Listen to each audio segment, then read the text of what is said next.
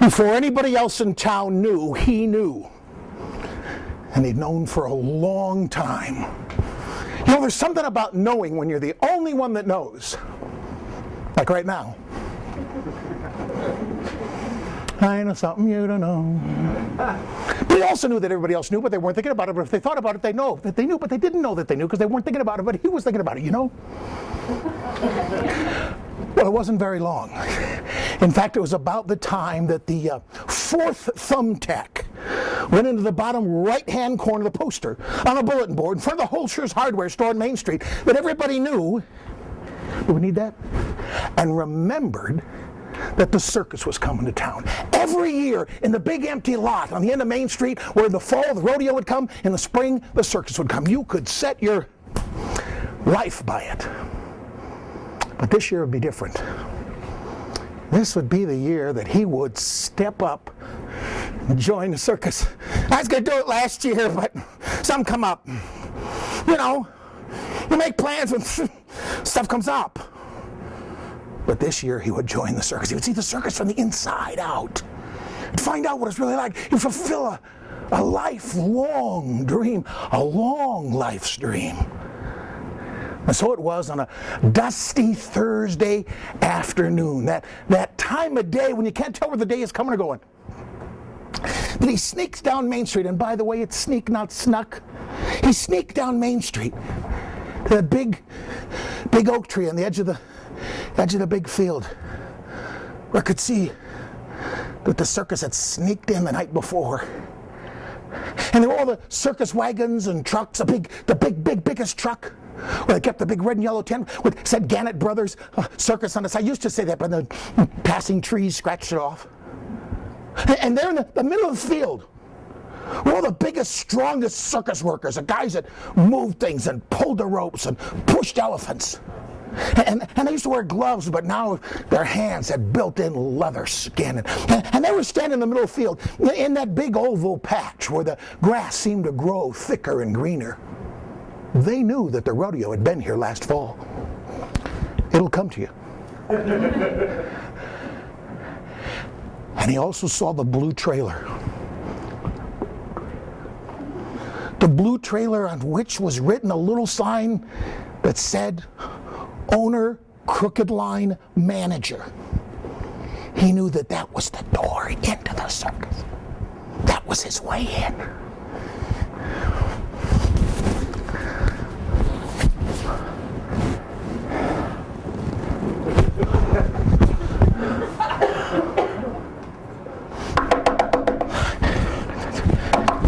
Well, hi there, son. What can I do for you? Well, sir, I know you got a circus here. You're the owner, Crooked Line Manager, and I come to the circus every year. Came last time. Last year I came five times. I went.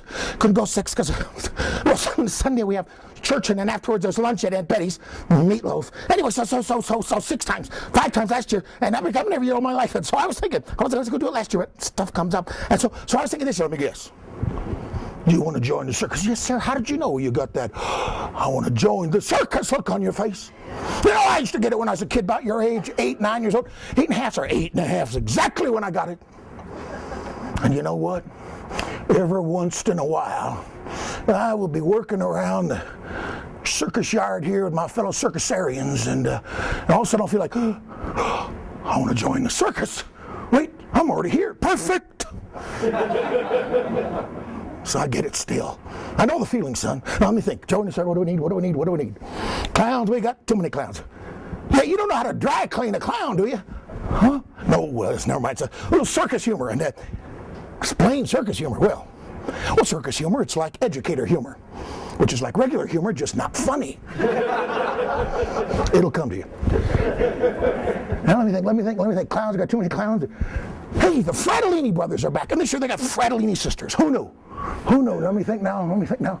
Clyde's back with his Calliope. Gunther's back with the big jungle cats and the elephants. Band, we are one short. The band. Oh, hey, Mr. Band, that'd be my deal, band. Band.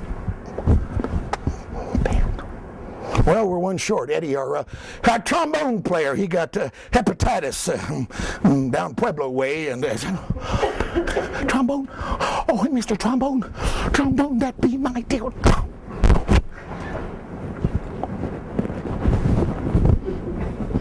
perfect, and go over to the yellow trailer, ask for Lou. And the next day the circus was all set up, the big red and yellow tent, the banners, the sideshow, and the sawdust, the fresh sawdust that would have filled your nostrils, mixed with cotton candy and popcorn. That was the smell of circus, the undefinable smell of sawdust, popcorn, cotton candy, and a little contribution from the agricultural world. That's the circus. And the whole town closed down and lined up on Main Street for the opening day circus parade. Everybody was there. The stores closed, the schools closed, the churches closed, even the Nazarene church, and they all hid behind the post office pretending they weren't there. Now the Baptist men had built a reviewing stand with lumber left over from last year's pie judging contest at the county fair. The Assembly of God Church had brought too many chairs because they're always expecting a few more. Down the end of the street, the Presbyterians had a refreshment booth. Next to it, Episcopalians had a refreshment booth for older folks. And everybody lined up, waiting anxiously there on this small downtown, very small town. So small that they didn't have any more ice because the lady with the recipe died. In fact, Main Street was one way. In order to get back into town, you had to go around the world to get back in. And here from the far end of town come the circus parade, led off by Uncle Sam, stilt walking 10 feet above the crowd, handing down handbills to kids sitting on their dad's shoulders. Got one? And then this little tiny car come and stopped in the middle of the block, spun around, doors flew open, and too many clowns got out, and then too many more. And they'd go over and they'd play with your dad's hair if he had any, tweak your mom's nose, and then he took long, skinny, empty balloons, and they blew them up. Backwards. Must be demonic. Don't talk to him. And then they'd all scrunch back into the car, doors would close, cars would move, and they'd move another half a block or so down the street, and children would rush out into the street to the spot where the car had been, knowing that there must be some new circus plumbing installed with a hole in the street, all the way back to there's no hole in the street. How do they do it? It's a miracle, they're doing it again. And then all the circus acts followed in succession. The Fratellini brothers tossing Fratellini sisters, landing feet on shoulders, 3 and 4 persons high, higher than Holscher's hardware store. And the elephants and the jungle cats pacing in their cages. And finally bringing up the rear, the proud circus band in their blue velvet uniforms. And even before they got before the reviewing stand, the owner of the circus could hear, as anyone, even the untrained ear, could hear emanating from the brass section the most horrible, screeching, cat-choking sounds. And he leaped from the reviewing stand, jumped down on the street, his silk top hat flying off, the tails of his red swallowtail coat flapping behind him, and he fought his way through the sea of blue uniforms till he came to the brass section, where he wrested control of the trombone from the lips and hands of the newest member of the band. Son, now why didn't you tell me you couldn't play the trombone? Oh. Gosh, sir, I didn't know. I'd never tried it before.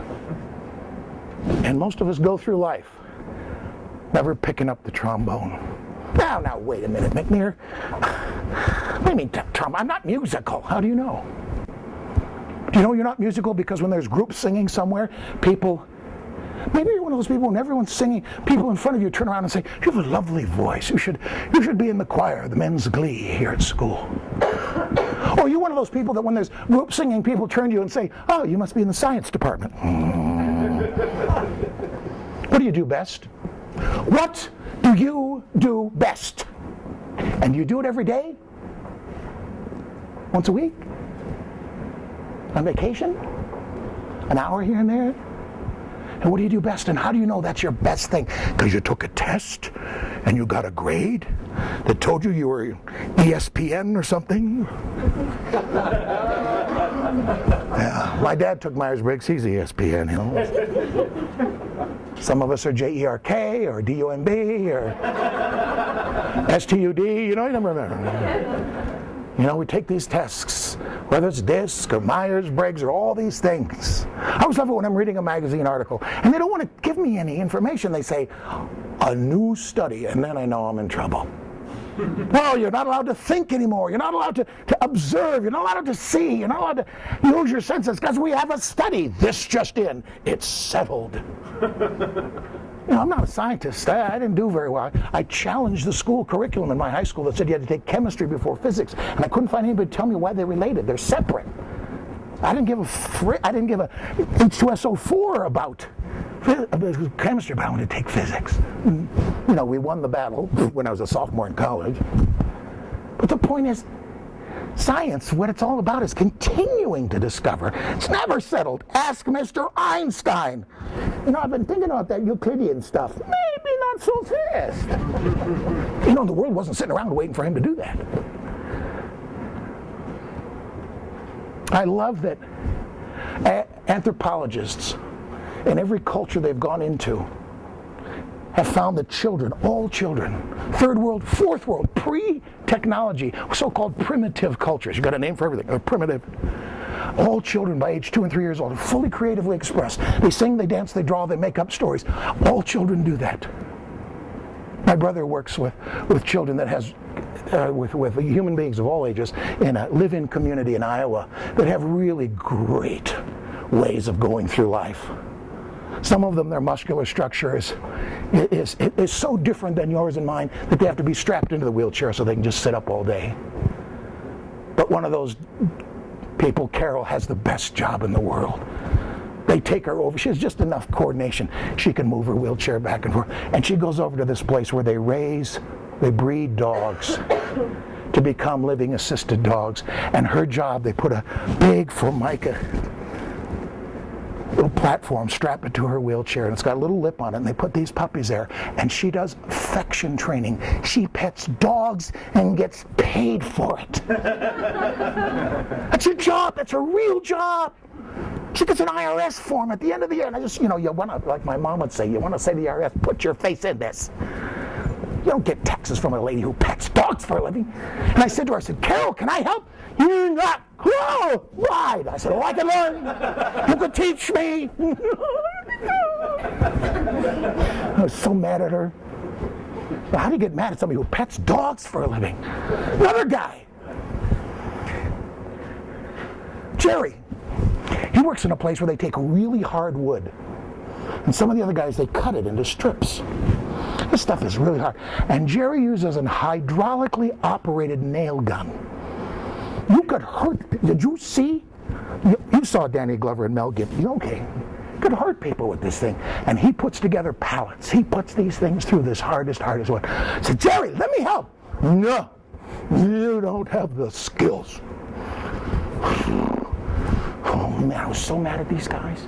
So mad. I was watching I looked at your website before I got here. You got to do a class in Henry Winkler.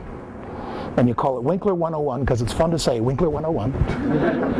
And just all his great stories. 4 years of geometry. Jeez. I would have given up after the first couple of weeks, but that's, you know, he's better man than I am. But I love how your website on the homepage talks about learning differences. I went to schools where the teachers had teaching differences. Yeah. They differed on how the class ought to be taught. And unfortunately for most of my teachers, that when I was 8 years old, I began to take professional lessons from Paul Winchell in ventriloquism. And so I could sit at the back there. They put me in the back room so I wouldn't bother people. The best place to put a kid like me. Because I could talk to the back half of the room, and you'd hear the laughter, you wouldn't hear why. And I could make voices coming out of the pencil sharpener, whatever it was. Learn to throw my voice. And so every once in a while, from third grade through 8th grade, I was sent to the principal's office, which is a particular privilege for me, because the man in the principal's office was sleeping with my mother at the time. And relax, it was my dad, you know, do the math here. Come on, people were, oh.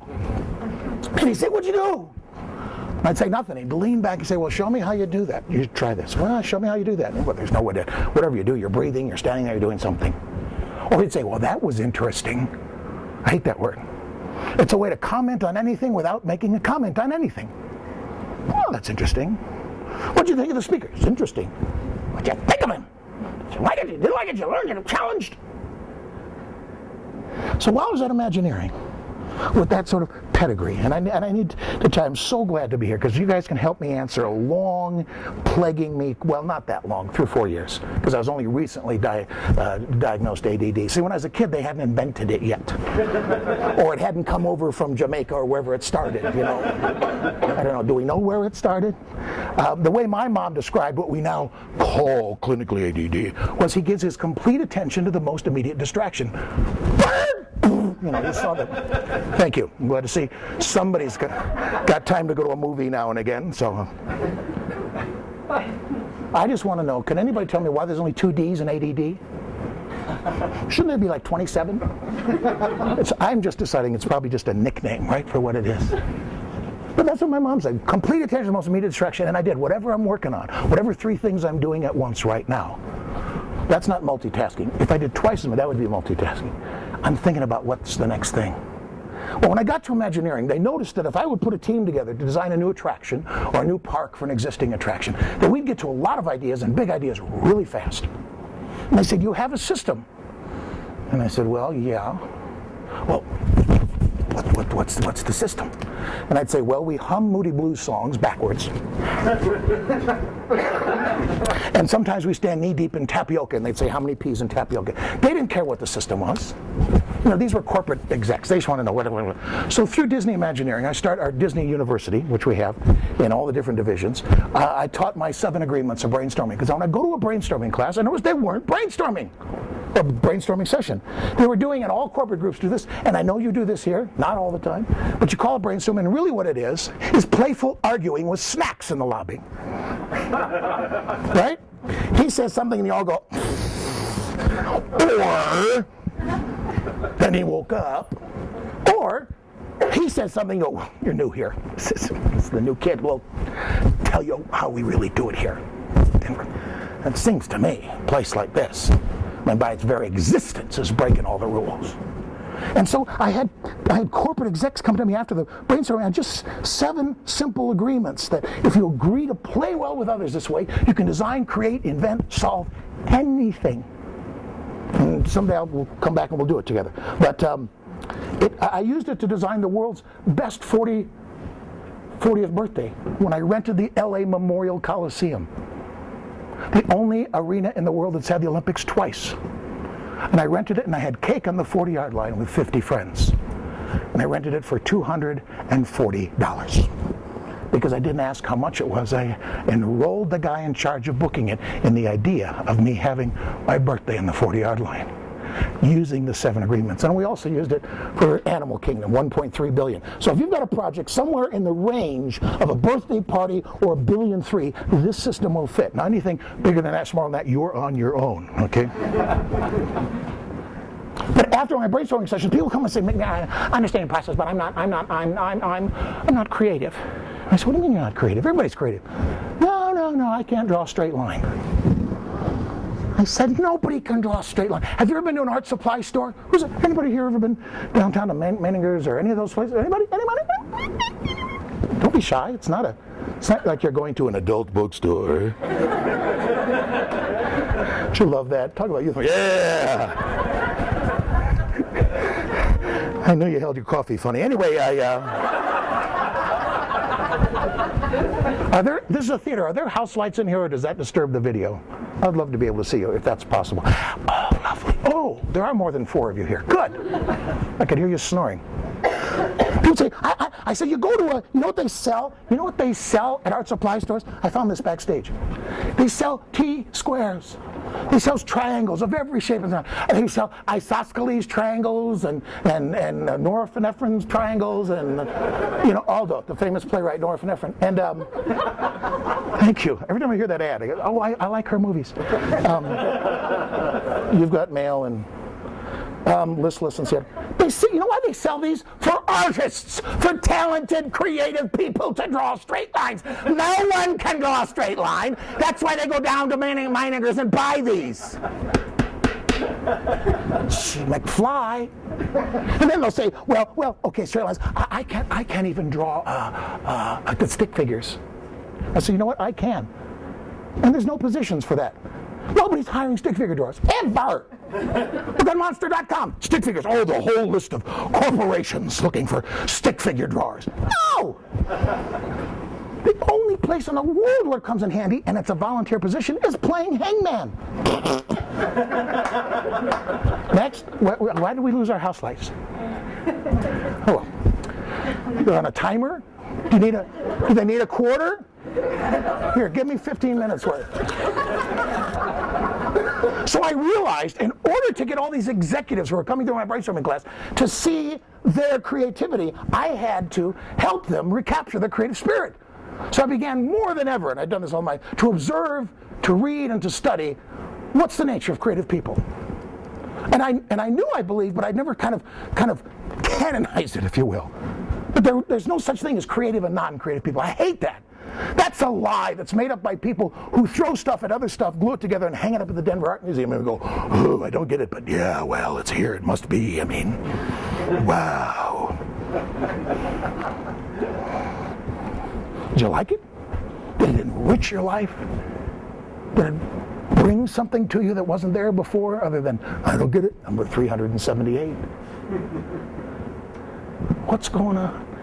And so I identified, started with 6 and got down to 4 habits. And habits, you know, is just a behavior made constant and repetitious by repetition, that it's reliable. Now, usually when we say habits, we say bad. He has a bad habit of No, I'm right now working on the habit of punctuality. I've become aware that I'm very punctual when attached to things about which I'm very passionate. Been in the theater since I was 5. Well, for the first few years of my life, I really had no direction in my life. And then when I was 5, I took stock of... You're laughing at my life.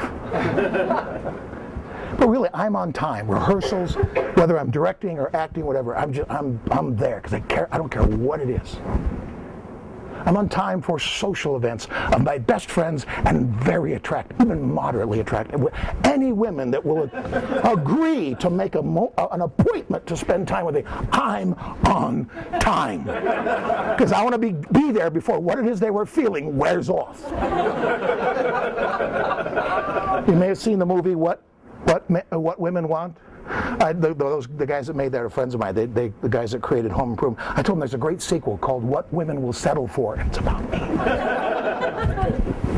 So I created this thing, Recapturing Creative Spirit, and the first time I did it was at a convention in Sacramento, California for cops. And not just any cops.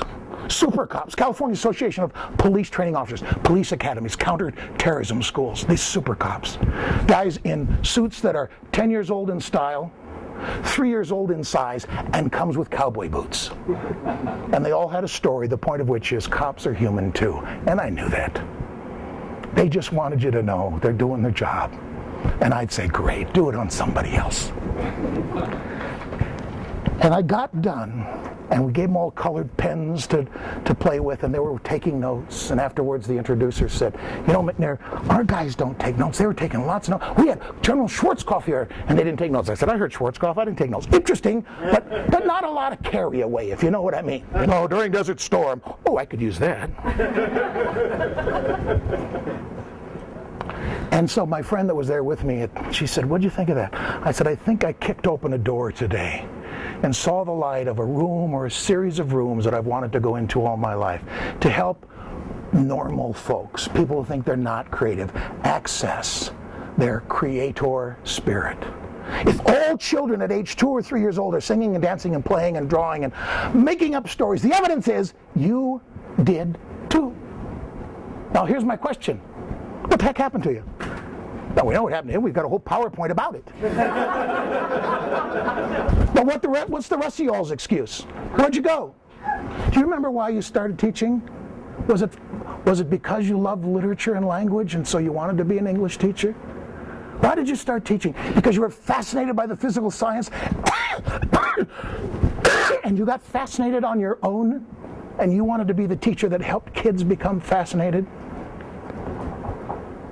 Why did you start? You saw Mr. Holland and said, I want to be that guy. I want to be that guy that says to the little redhead girl who can't make anything but noise with a clarinet, he says, what do you love about yourself? And she says, my daddy likes my hair. It reminds him of the sunset. And Mr. Holland says, play the sunset.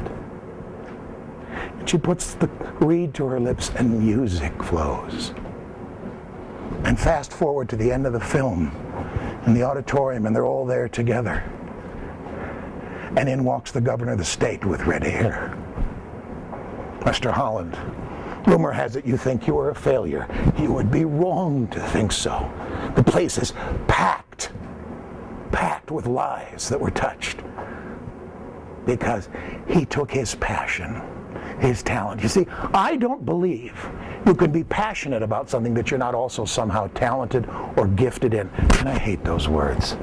And there's very gifted. Shut up. It's like I want to meet my other brother and an arm comes out.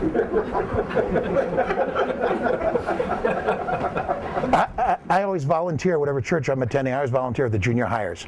And here's why.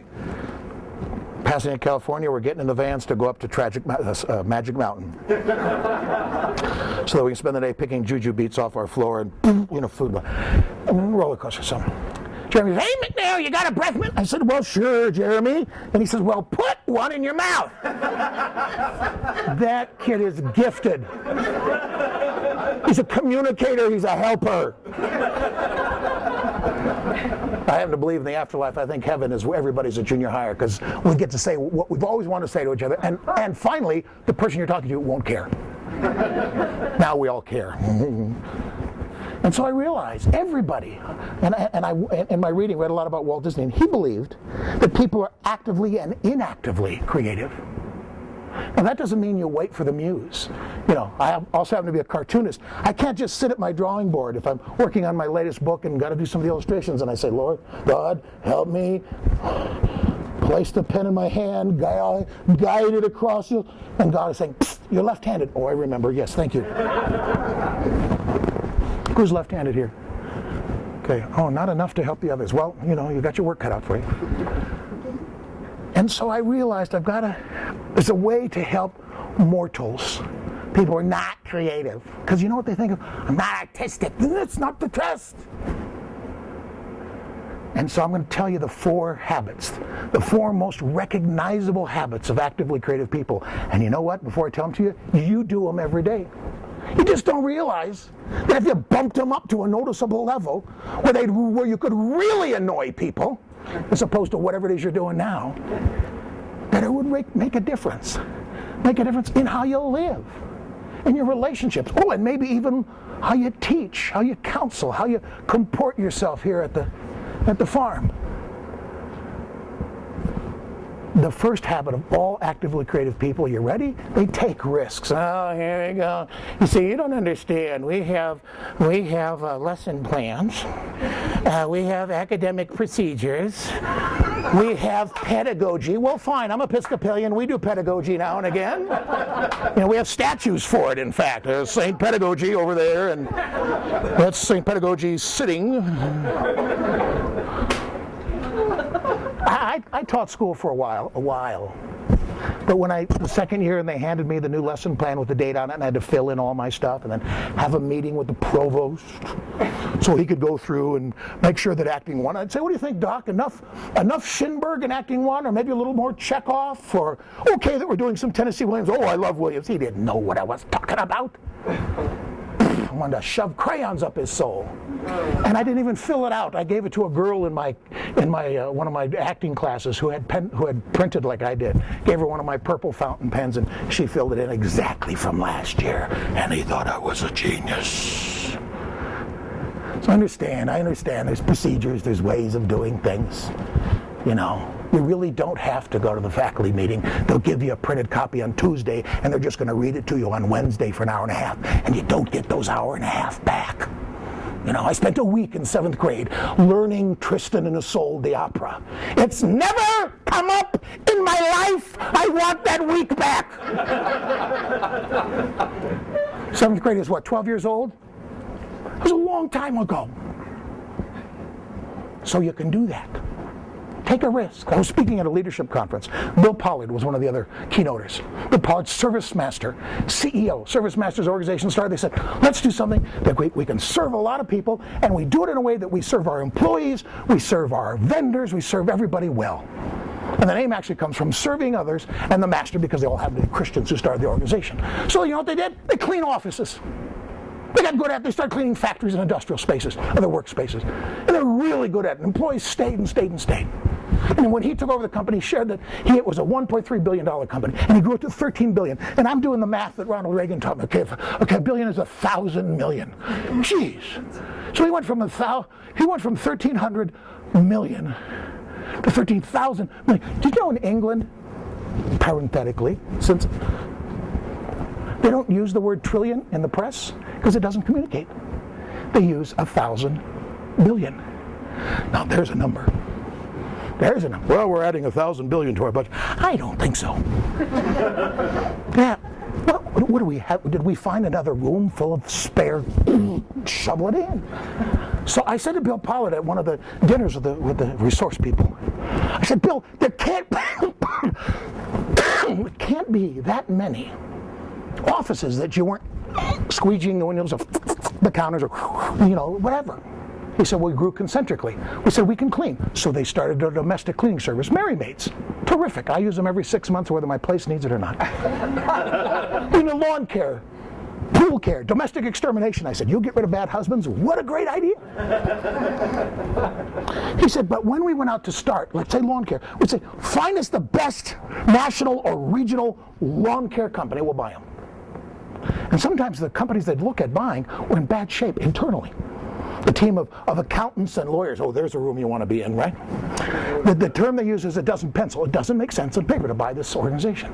But you say, but what's wrong with it? Well, they're run badly. He said, but how are they in consumer reports? Oh, the end users, the customers love them. Great! We can fix the internals. And they knew they had when former employees, former management came back and said, this is the company I've always wanted to work for. May I come back to work here? He said, it would take us a few months. Sometimes it took us 2 or 3 years, but we turned these companies around. We bought all these companies that were in bad shape, but had good services. He said, and from doing that, I learned the best business lesson in life, which if you would have told me, I would have said you're nuts. Anything worth starting, any project worth beginning, Bill Pollard said, it's worth starting poorly just to get it started. Okay, there's like 2 people writing that down. Are you kidding me? Why would you start something badly? Is it Kathy? Who's the drama teacher? Who's directing Alice? Okay. How's first rehearsal of any production? Lousy. Would you invite anyone from the outside? Absolutely. If I could take over first rehearsal and you could just skip it and go for dinner with a good friend? Sure. Absolutely. I'm going to teach you a trick. I invite anybody who wants to every rehearsal of every play I direct. Now they got to sit in the back behind wherever the director's table is, whether it's here or here. And if I have to turn to you and ask you to be quiet, you have to leave. And you can come back the next night, be asked to leave, because I'm very forgiving. I just figure there's others like me. That's fine. But you know what we do in rehearsal? We practice to get it better.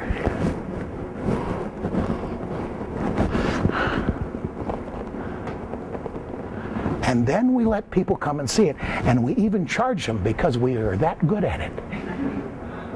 Now they do the same thing in sports, it's just that they keep getting it wrong. I don't know why they bother to have football rehearsal. They call it practice, they should rehearse. Everything stand up if you know how to drive a car.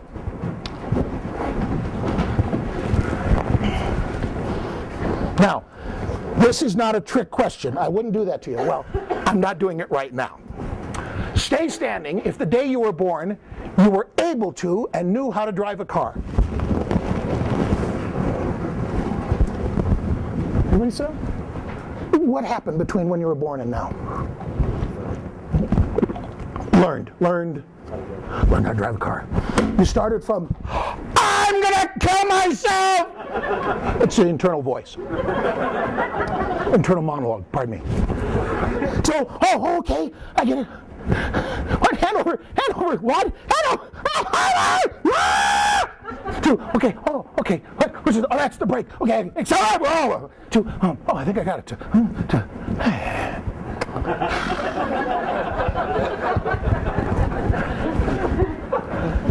Yeah. You learn step by step, you get better at it. Everything you do now. There was a time in your life when you didn't even know it existed. And then you became aware of it. And then you observed it and said, I'd like to do that. And then you tried it. And if some part of you was passionate about it, or you could try it again. Now, we weren't passionate about driving a car, but we knew it would come in handy later, so we all learned it.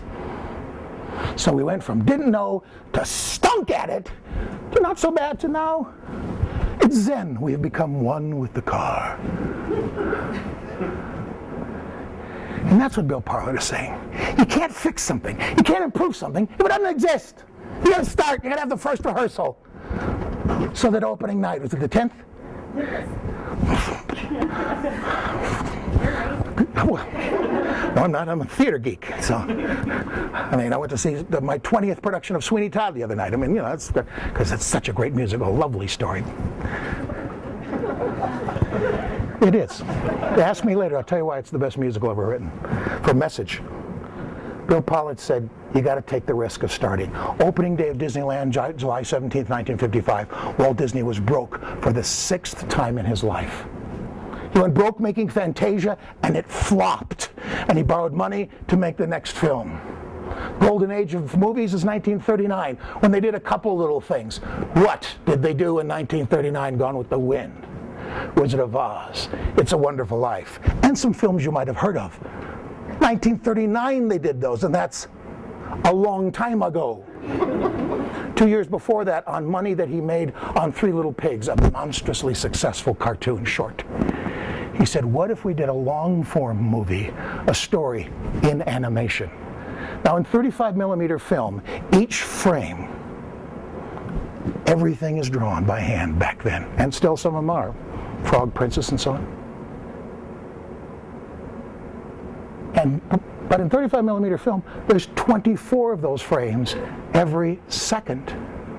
So an 80-minute movie, I don't know, Snow White and the Seven Dwarfs is 83, 84, 85 minutes long. Do the math.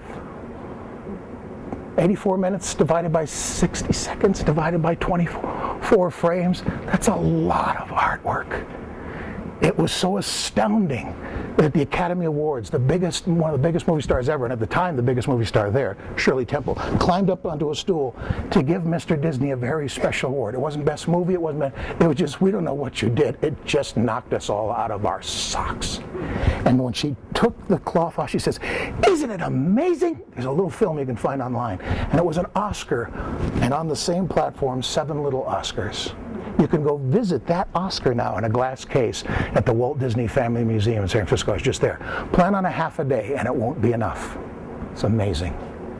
Walt Disney, that's what he did. He told stories. And he said, what if we built a place? He was sitting on the pier watching his daughters go in the tilt-a-whirl in the late 40s, and he said, geez, they got drunk sailors and their prostitute girlfriends and tattoo and beer stalls. Could we build a place like this, fun? But that was clean and safe, but fun for the whole family to do things together. And because he couldn't help himself about storytelling, it had to be a place that when you went in there, things happened to you. That before you went on a ride, went into a store or a restaurant, things happened to you. And so they opened Disneyland, and Walt was broke, and he lost money for 3 years, and nothing happened. Till his friend, Mr. Rather, an insurance salesman, said, let me license the name, and across the street I bought some land and I'll build the Disneyland Hotel. And Walt says, what does that do? He says, it makes this a destination. And from then on, Disneyland made money. Now, the last time I had access to the numbers, and this would have been the mid-90s, Disneyland, which is 90 acres, the part that we mortals can go to, 90 acres in the mid-1990s, was making about $600 million clear profit a year. Pretty stupid idea, huh? And now the Disney company has 11 of those stupid ideas, from Hong Kong to just outside Paris. Take a risk. Take a risk. Take a risk to tell your spouse, your lover, your best friend, you know, there's something you do that ticks me off. Take a risk that they love you as much as you love them, and they'll get it, and you'll work it out. I did that with my folks in my 30s, flew back for 3 days from Orlando to see them in LA. I said, there's a couple of things. I said, guys, I get that you love me unconditionally on 2 conditions. And one of them was, you had to finish your college degree every time you move. Hey, down there in Orlando, they must have some community college, my dad, the educator, would say. You look into the education, you know, you take a few courses at night, take a few classes here and there, they all start out to add up to something. So I said to my dad, I said, you know what? Seems to me I remember you working on your second master's degree at one time. Whatever happened to that? Oh, no. But he got lefty, so I got a couple of administrative courses and a thesis to write. And I said, if you look into the college in your area, you know, you take a few courses at night, and, you know, it's over a few weeks, few months, they all start at that. And so before now, you got your other degree. He said, oh, is that what I sound like? I said, yeah. He said, man, I would have punched me out long ago. He got it. He got it. And then there was another subject we dealt with, and he said, what's tomorrow night? I said, tomorrow we start to rebuild a brand new relationship. Take all the good stuff and we get rid of those. And we came into their favorite Thai restaurant, and my dad stood up and he reached across the table and he said, Elwood Wilson, not sure I really know you. Now, as my Episcopalian therapist with all his pedagogy said, you got to be careful. Your folks may say, okay, we understand, but we think it's important for you to get your college degree. I had brought with me an article out of the paper. I was living in Orlando. My mother would send me articles and things that she thought was interesting. Man in L.A., artistic director of the L.A. Theater Center, and all about what he was doing, and all the degrees, and all the great schools he'd gone to, and how much money he was making, to direct plays and have all that fun. And I brought a check stub to show my mom that I was making $10,000 a year more than him. I said, so I should go back to school so I can have his stupid little job. No, thank you. No, thank you. No, thank you. Take the risk. Take the risk that doing you is the thing you should do. You're the only one we got. Nobody else is going to do you. If you don't, pooped out. You lost it.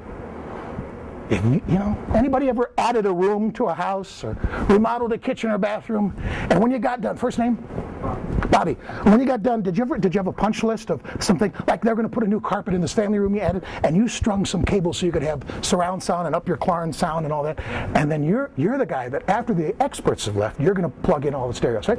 So the punch list, it comes from the job site where they take a cardboard box, a conduit came in, and they rip the flap off, and then the guy that has the pencil, every job site, one guy's got a pencil, and he writes down what do we got to do left. And the punch list means that when they're done with something, if you don't have the pencil, you take a nail or a screw and you punch through, and that's how you check it off.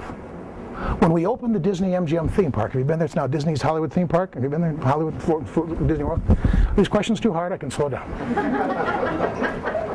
I know it's your day off. They brought out a printout from the computer that showed 2,400 items that we had to finish in the theme park. This was 6 days after the park was open to the public. And we were charging people. Now, I'm not saying there are any bolts missing on any rides. But for $1 later, I'll tell you which rides I never go on. But I think somewhere there's a punch list of eternity. That when the great designer finished, he said, you know what? And this is just my sketchbook. I've always, I got 140 of these at home. They start out looking sort of like the wisdom of Al Gore. But stop. Actually, come to think of it, that's too many people. Anyway, but there's a list, and you're in that punch list. I said, Kathy. So one of the things on the punch list for the world is Katie. Right there.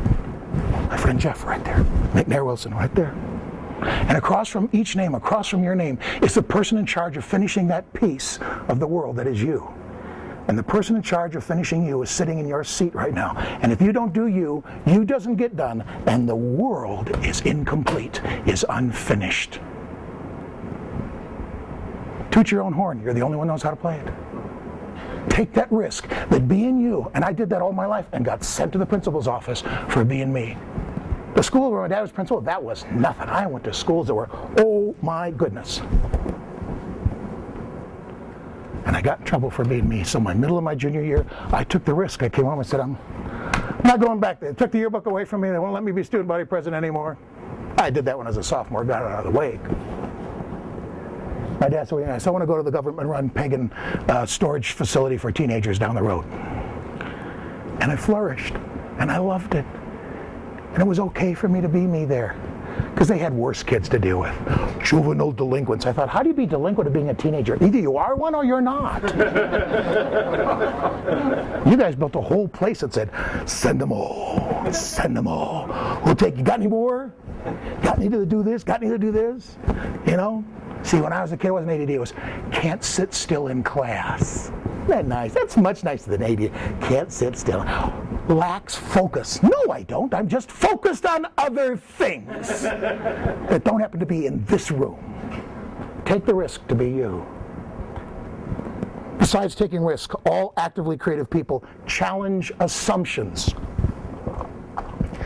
Assumptions are those unwritten rules by which life really is lived.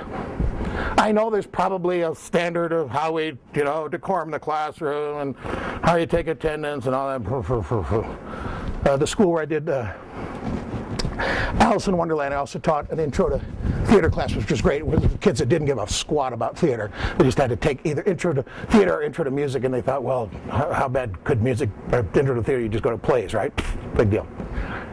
And it was great. My one goal was to get them to fall in love with going to plays so that I would continue to have audiences for the stuff I created. That's all I wanted. That's all I wanted. And they gave me a little list, the dean did. Now, to establish decorum in the classroom at the beginning of the semester, instruct your students as to how you would like to be referred to. Mr., Mrs., Miss, Ms., Doctor, Professor, as is apropos to you. So I just read this whole thing verbatim in the class. And they said, what do you want, Mr. Wilson? I said, I've always liked the sound of Dr. Wilson. Oh, you can just call me. Let's go with Doc, my favorite dwarf. So it's Dr. Wilson. Hey, Dr. Wilson, Dr. Wilson. And then in rehearsal for the play, it was McNair. So please, we're among friends. And they're having this place where they give away all the big degrees, and all the guys were lined up with all their stoles and their things and their horns and their medallions and their cod pieces. I don't know all the stuff they had. Academic paraphernalia. Now, I love it every year when all those celebrities go and speak at colleges and they give them all these goofy things to wear. Great. Looks good on you, Oprah. It's a magazine cover. Oh, wow. Got the Martin Luther hat on, And one of the guys stopped me. This guy was so old, I think they built the university there because he lived there. Well, he had taught there 42 years. This is a town where Walmart closed at 9 p.m. He said, Dr. Wilson, where did you do your doctoral work? Oh, I said, just in-flight magazines and Broadway theaters, just anything to pick up along the way. Disney Imagineering, designing theme parks, Step into the elevator and put on the seatbelt. Why do you put a seatbelt on an elevator? Well, let me think. Something's going to happen. And they'd say, are you I said, I'm not a PhD. Remember that thing? And the dean said, and the kid said, what do you like? I said, I've always liked the sound of Dr. Wilson. Oh, because we were talking in faculty meeting, which you don't go to. I said, no, I don't. He said, do you know when they are? I said, I know when they are and where they are, so I can make sure I don't accidentally show up. I said, I just like the sound of it. Oh, okay. Oh, I like that. That's good. And this is a guy with 3 PhDs. If he said it was good, I stayed Dr. Wilson. Challenge assumptions. I noticed that all the engineers at Imagineering, we do the concept, brainstorming design, we do the architectural stuff, we figure out the plumbing, we figure out everything, we hire the contractor, we build it, we paint it, we open it, and then some real idiots run the place. And we said, and so I thought, whenever you go to a meeting and there's an engineer there, it's a white shirt and a tie, white shirt and tie, white shirt and tie. And Imagineering, if I showed up at Imagineering today, I don't work there anymore, I would be overdressed. It's kind of a jeans and t-shirt place, or our boss wore a golf shirt every day with a rodent on it. And I wonder why all the engineers wear ties. So I'll go ask the vice president of engineering, my friend Orlando Ferranti, who they call O. And I walked in and I said, hey, O, I had a question. Ha! Thanks. I'm there. Huh? Do you have a question? No, I got the answer. Thanks. So I didn't say anything. You didn't ask me. I said, I got the answer. What's the question? I said, I was wondering why all the engineers around here wear white shirts and ties. Ah! And he laughed. What answer did I get before I asked the question? He was wearing a white shirt and a tie. Wasn't tucked in very well, wasn't very straight. That's O. O would make me look petite. O, capital O. So we did an all-day workshop on creativity for engineers. Now, don't try to say that. I'm a trained professional. And we started the day with me cutting off O's tie. And I forgot to stop at Walgreens and get one of those 12 ties for quarter ties so it wouldn't make a difference. Instead, I just cut the tie off that he had me wearing because it was a special day about ties. He chose to wear the tie his wife had given him for his 50th birthday, which she got at Nordstrom. That was a $140 tie. Now, what does a $140 tie do? Is it self-cleaning? Does it tie itself? Does it make smooth? Can it pump out a nice double espresso for you while you're sitting around? I mean, I've never even, you'd have to wear gloves to look at 140. He had it framed and put it in his office, and all new engineers had to come and sit and see that, and we passed the pinking shears around the room and took turns cutting off each other's ties. And the women who had their fancy with somebody's famous name scarf on it, we cut those too. We challenge the assumption that there's a way to be an engineer, that there's a way to the existence of this institution challenges so many assumptions we don't have time to list them. That's why you got 400 kids here with their parents saying, please, I love my child. My child doesn't want to be stupid, because they're not. My child doesn't want to be an idiot. There's nothing wrong with my child. They just have a better way of getting through life than the rest of us have figured out. And you guys are about helping them navigate their better ways. And for that, I say, for the McNair Wilsons and other kids like me coming along, thank you, thank you, thank you. Keep challenging the assumptions. And the world is full of those assumptions. And when something comes up here, it's not working, get around behind it, get under it. If we had time, I'd do an exercise with you, get in a group of 3 or 4 or 5 people, and I'd say, come up with 150 things you've never done in a classroom. And when I do this with professionals, and I said, you got 10 minutes, people say, 50 things in 10 minutes. I said, okay, you're right. 100 things you've never done in a class, and 5 minutes. Ah! And I'm doing this with a group of professionals who run camps, summer camps. And all of a sudden, at the back corner table, there's this explosion of laughter. I said, go. I came back and they said, what's going on? I had a microphone. And they said, well, Sam here, and we'd established earlier, this is a 2-day workshop on creativity. It established earlier, this was in 1997, 98, had been in camping professionally since 1951. Long time. Sam, first thing out of his mouth is, well, we've never done water skiing at my camp. And I said, well, what's so funny about that? Well, Sam doesn't have a lake. And I said, Sam? He says, well, every camp here that has a lake has built their own lake. We can build a lake. He didn't ask us what we've never done at camp before that we have a facility for. You see, we all add to the question. Do you mean? No, I mean 100 things you've never done in a classroom. You mean? No. I don't mean 100 things you've never done in the classroom that you have facilities for, training for, budget for, that you can get away with without getting in trouble when the kids tell their parents what you did that day in class and they go home and then you know who gets a call. And he's got to put something else on his PowerPoint because of the explosion of parents with their pickets standing out front of the iron gate, which is kind of open today. I couldn't tell. Is that a metaphor? Sort of open? Am I just reading into this? Is it being closed or is it opening? It's a kind of a transitional thing. Plus, it's great because it's like there's no wall, but there's the gate there, so you can get in or you can just go around. What have we never done before? Not that we know how to do, not that we can afford, not that we have training for, facilities or equipment or budget for. What have we never done before?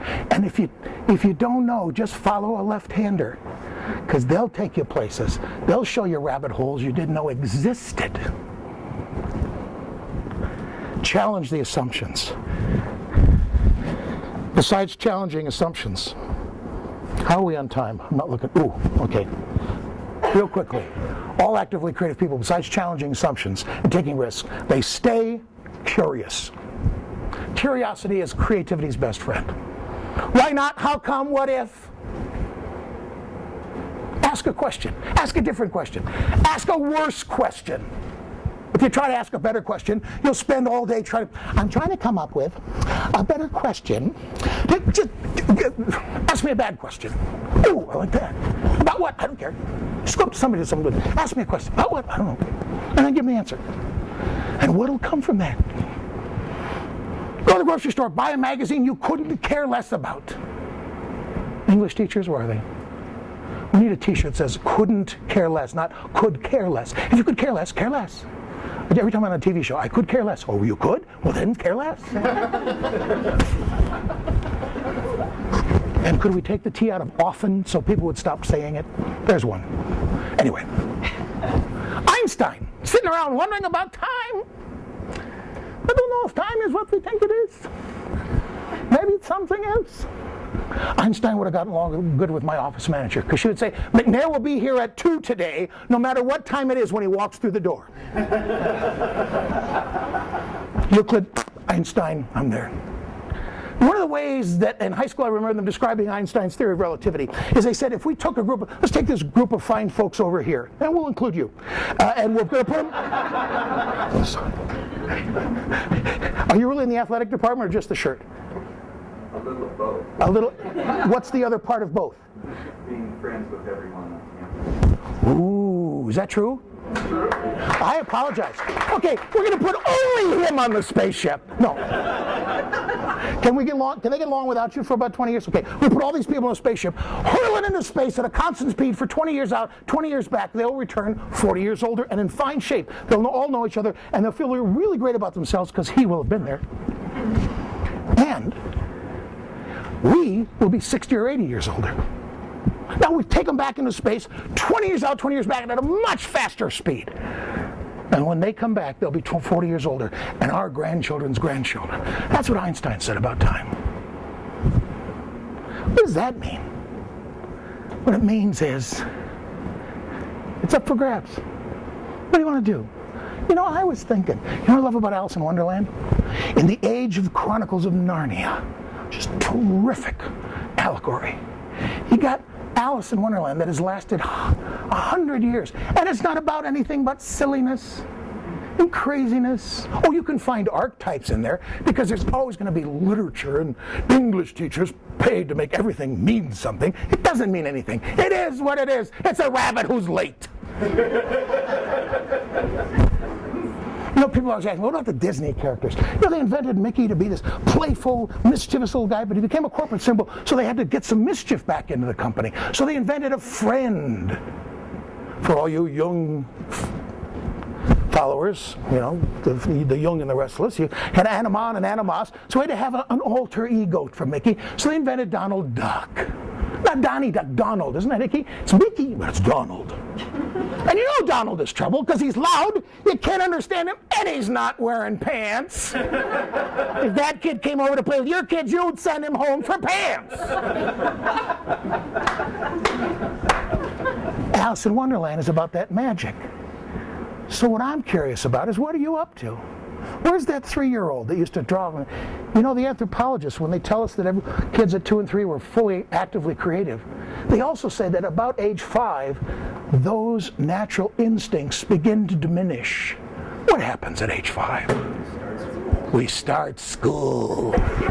School from the Latin meaning your life is over. Education from the Greek saying you'll do it our way. And we begin to understand that life occurs in rows of chairs and desks facing one direction. But at the front of the box that we're in is a large monument to the National Lumber Foundation, behind which is seated a former no more creative child. And on the wall is a dial that will remind us that every 40 to 50 minutes we'll transfer from discussions on the height of the Andes Mountains of Chile and Argentina and move on to a conversation about the isosceles triangles or theorems and other mathematical diseases. And then we'll have recess. No, we won't, because there aren't enough helmets and knee pads and safeguards and pills and pads to go around. And we notice that the ball you're playing with, that baseball is hard. And you keep swinging that big heavy stick at the guy. You had to put a mask on the guy behind you. I'm amazed I lived to be 58 years old. I've never owned a helmet except in my collection of 240 hats as a costume. I have a bicycle helmet. It doesn't fit me. It's a prop. Curious. What could it be? What might it be? What has my classroom never had in it? And in 7th grade, when Jack Green, the best teacher I ever knew, without ever cracking the textbook, and we would come away having lived and learned the Civil War. And towards the end of that year, when he came in and talked to us, he walked in the room with a cigar box. They knew my dad didn't smoke. And out of it, he pulled these little black and white photos he took. And you could barely see, so he passed around a magnifying glass. Way off in distance from where we were standing on board ship, he told us this story about these guys that went up this mountain called Suribachi and put up this flag when they took the hill in this little nothing island in the Pacific, where 7,000 American troops lost their lives in a couple of days. And then the Japanese took the mountain again, but the Marines who put it up, they got their picture on Life magazine. And it's a good picture, and they deserved it. But after that, the real story, my dad, United States Navy, would say, is the Navy Seabees, the construction battalion, went up, and they poured quick drying cement, and they put in a flagpole, and they held the hill, and the flag stayed. And my dad has pictures that you can't see it because it's 1,000 miles away and it's that big. And they all said, "No wonder you know history so well, Mr. Wilson. You were there." And I want you to teach math like you were there. I want you to teach English like you were there.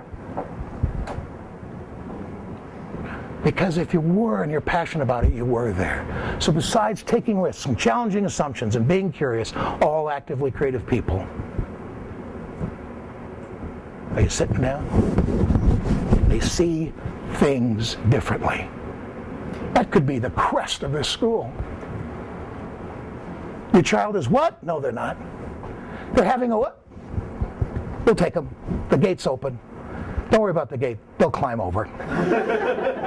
Well, they could go around. Well, anybody can go around. They'll climb over.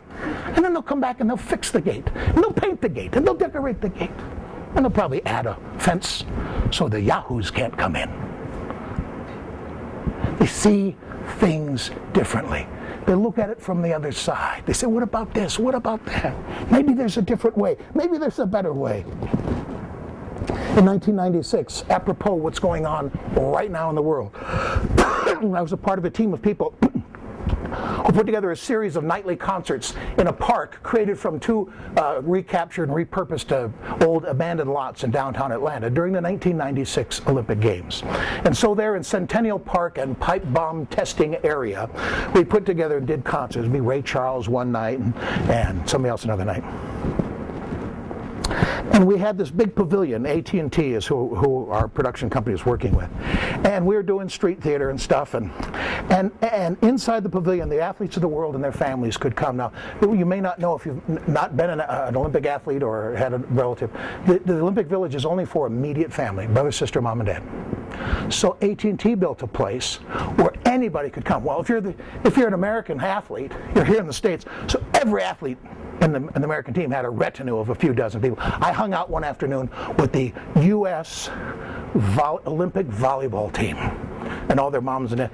And these athletes, I mean, tall, tanned, muscles, gorgeous. I got their autographs, my pictures taken. And the next day I met the men's volleyball team. Oh my, I was, so one of the things I said, we were coming down there building these big inflatable, and then they had a little one in the back. I said, what's that little geodesic sphere you guys are building? It's a couple months out. Oh, that's our new technology. It's available to the general public. Well, what's going to be in there? Well, you can go in a booth there, and you can make a direct call anywhere in the world, and you got the phone number for free. Ooh, ah. And people found out about that, and they'd come back and say, hey, we got my wife's in-laws number in Idaho. Like they're getting away with something. Don't you know anybody in Kamchatka? Come on now. Look it up. And I said, boy, and I said, oh, we're going to have cell phones in the future. I said, ooh, 1996. And I said, what is that going to be? Well, I said, in the future, not that far, we're going to have cell phones that have cameras in them. And I asked, might the future include cell phones where you could make a call and finish a call before losing your cell phone service? And that's a future I'm still waiting for. So I said, well, you have long lines of people waiting to get in there because it's air conditioned, number one. And you're here in Atlanta where they grow heat and humidity for the rest of the planet. I mean, I don't know what hell's like, but that's the waiting room. August. And I said, so the next meeting, next month later, I came back and I came into the room where we're figured stuff out. And I had a long white polyester lab coat on, covered with cloisonne pins, simulating all the collectible Olympic pins. And I was wearing, if you're visual, try this, a Hawaiian shirt with a striped necktie, plaid pants, Hawaiian shirt, plaid pants, striped necktie, black knee socks, and sandals. I look like a vice principal on vacation, and you know what I mean? Not here, but you know what I mean. That other place you used to teach. And I said, hi, I'm McNair Wilson from the Secret Underground Lab in East Jesus, Nevada. And we changed it to South Elephant Breath, Indiana, because there's something they didn't want to make fun of Nevada, I guess. I don't know what they do. Second day of the event, and when my two buddies and I, four of us, three buddies and I, just went around and entertained the people in line. And if you're being entertained while you're in line, the line disappears. And they had to bring out extra staff to keep the line moving because we became the show. And they came to me 2 days after the Olympic Games and said, the CEO of AT&T is coming. Could you talk to him? I said, yes. Hey, boss, good to see you. Good to see you. It's McNair Wilson from the Secret Underground Lab in East Elephant Breath, Indiana. Listen. He said, wait, what? The Secret Underground Lab. You don't East Elephant Breath, Indiana. He said, we don't have any labs in Indiana. I said, shh, it's a secret, everybody can't know about it. And I knew it was important because he didn't have a beeper, a walkie-talkie or anything. He had a kid next to him with a beeper and a walkie-talkie in his cell phone. That was August. They fired him in October. I could have told him then that his motherboard was loose, but they wouldn't listen to me. So I'm on break one day inside the pavilion, and there's a fellow standing there who I can only describe as negative body fat man. Titanium rod fused to the spine, certain glow about him. You knew he was an athlete, certain glow because it looked like he'd been maybe scrubbing his fingernails and it felt so good he finished himself off all over. Went up to him and said, hey, are you a athlete? He goes, yes, I am. I said, what country? I said, the United States. I said, me too. Ooh. And we compared our official, security badges. And I said, what's your event? He said, men's solo kayak. I said, men's solo kayak? Oh, I've seen that. Half man, half fiberglass. The man against the elements. The whitewater, the rapids, the rocks, the danger, the fear. Is it scary? Well, not if you know what you're doing. Oh, and you know what you're doing. What's it like? He said, it's a great river up north here of Atlanta. And he said, we got to practice in it. And I said, so you had the home river advantage? He said, yeah, you could say that. I said, I just did. He said, listen, so you like it? He said, oh, it's great. I said, so is your event coming up? He said, no, we finished men's solo yesterday. So I gotta ask, how'd you do? The titanium rod is gone. The color drops from his face. He won't look at me. Simple question. He's an athlete. The Olympic event is over. I want to know. How'd you do? Well, 6th place. Excuse me? 6th. I came in 6th place. Well, you know what he's saying. 6th place. There's no such number in the Olympics. There's only 3 numbers that count. Remember a few years ago in the Winter Olympics we found out which numbers count? The French judge's number, the Russian judge's number. It counts as number 1, gold. Number 2, silver. Number 3, bronze. Number 4, loser. And he was 5th, 6th. He was the 2nd runner-up to the loser. 2 people would have to die for them to declare him the loser of the men's solo kayak event. And I said, wait a minute. You're the 6th best solo kayak man in the world? He goes, yeah. There's only 5 people in the world better at kayak than you? Yeah, I could see the titanium rod. See the color like the United Way thermometer in front of the fire station. I said, the 6th best in the world. He goes, it's a big open air atrium. Over here are some athletes that I'd just been with, some Mongolian wrestling guys who I taught to love basketball. I got them to the place where if the ball goes through the hoop, they'd yell. For both teams, every game. It was great. They didn't speak any English and I spoke less Mongolian. Over here is a juice and snack bar, open all day, free to the athletes. And so the place is open. Down over the ledge, down there is a computer games where people are playing. You don't know Jack, you don't know whatever. They're all there, and I said, and people are starting to listen, because street theater is living life out loud. You're the 6th best solo kayak guy in the world! Everybody's got their... He says, yeah. I said, do you mean to tell me that compared to you, there are 5 billion, 999,000 people on the planet who, compared to you, suck at kayak? It's a technical word. I looked it up. He said, that's right. And I said, that was just yesterday. One day. You're a young man. They better watch out for you. 4 years you come back. He said, oh, no, not 4 years. I said, do tell. He said, next year, World Kayak Games.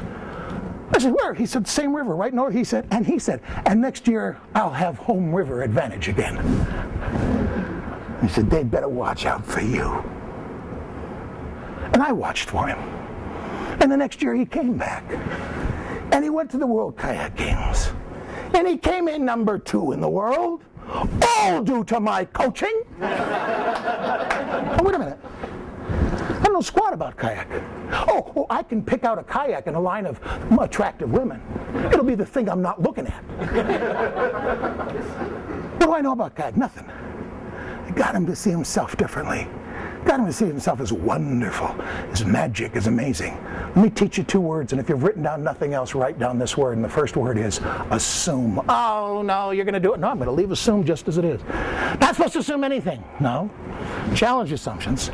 I'm going to change every relationship you've got right now. Let me ask you, what age group do you deal with? Fifth graders? Fifth graders, very difficult age. I hated fifth grade. No, fifth graders was my teacher, or it was the adult in the classroom when I was in fifth grade. If you're with a group of fifth graders and you're called out of the room, what will bring you to the room faster? That they get louder or quieter?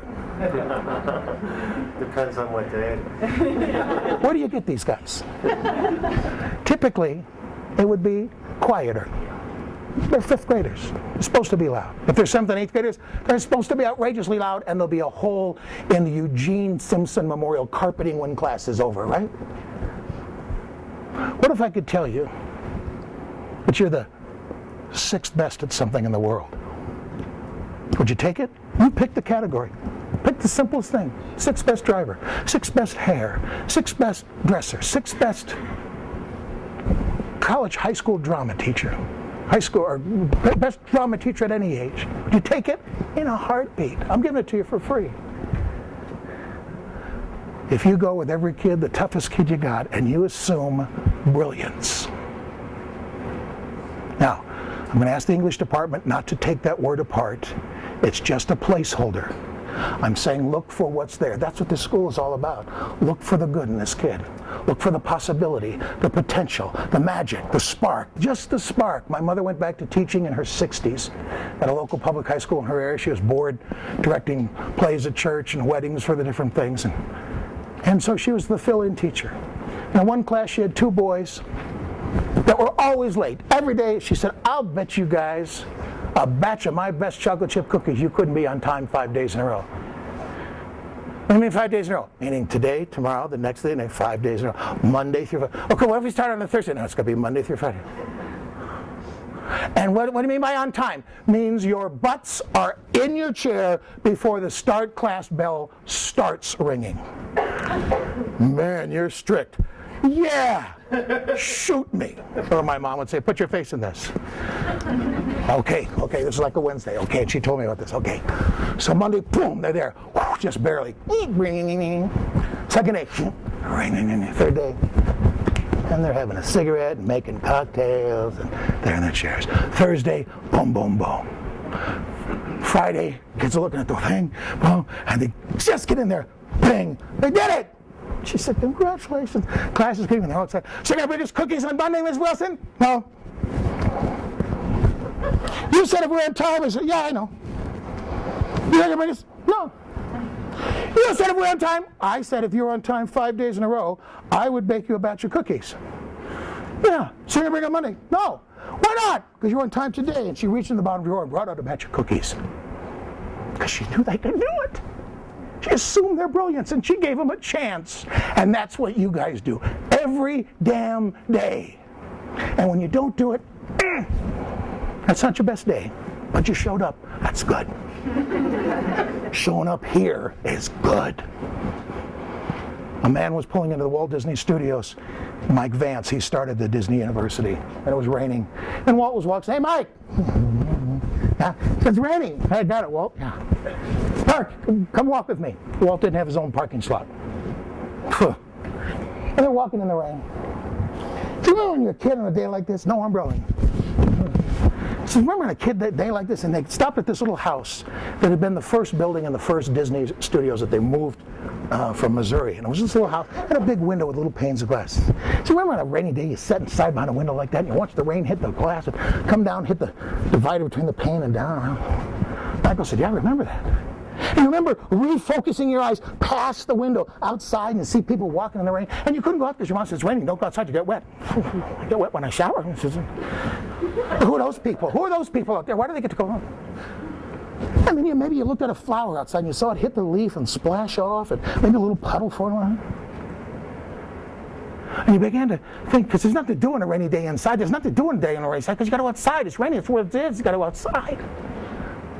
And so you began to dream, well, when I grow up, I want to be one of those people. When I grow up, I'm going to be one of those people who goes out in the rain. That's what I want to be when I grow up. And so you began to plan who you'd be, what you'd do when you grew up. You began to plan what kind of life you have, what kind of a job you'd have, maybe a briefcase, what you'd do, and what kind of a family you'd have. And you begin to think and dream of who you'd be on a rainy day.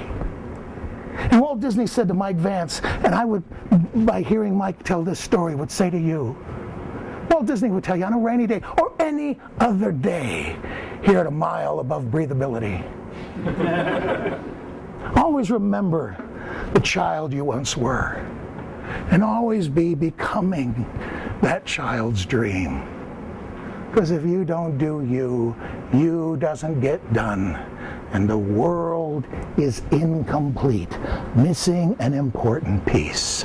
But when you do you, you inspire me. Thanks.